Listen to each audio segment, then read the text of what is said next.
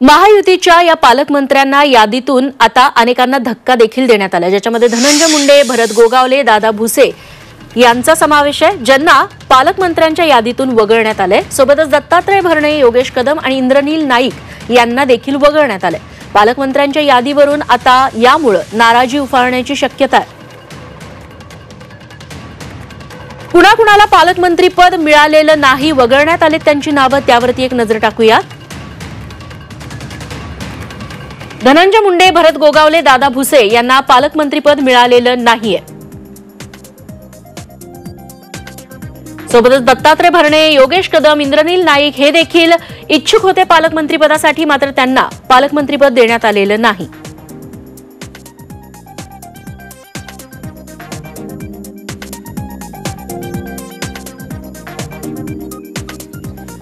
तेव्हा पालकमंत्रीपदाच्या यादीतून अनेकांची नावं गायब आहेत। धनंजय मुंडे यांचं पालकमंत्रीपद जाणार हे आधीपासूनच गृहीत धरण्यात आलेलं होतं, कारण बीडमधलं संतोष देशमुख हत्या प्रकरणी वारंवार धनंजय मुंडे यांच्यावरती आरोप होतोय। वाल्मिक कराडसोबत त्यांचे जवळचे संबंध असल्याचं बोललं जाते आणि त्यामुळे त्यांच्या राजीनाम्याची मागणी देखील होत होती आणि बीडच्या पालकमंत्रीपदापासून त्यांना दूर ठेवावं अशी मागणी होत होती। अखेर धनंजय मुंडे यांना कोणत्याही जिल्ह्याचं पालकमंत्री पद देण्यात आलेलं नाही।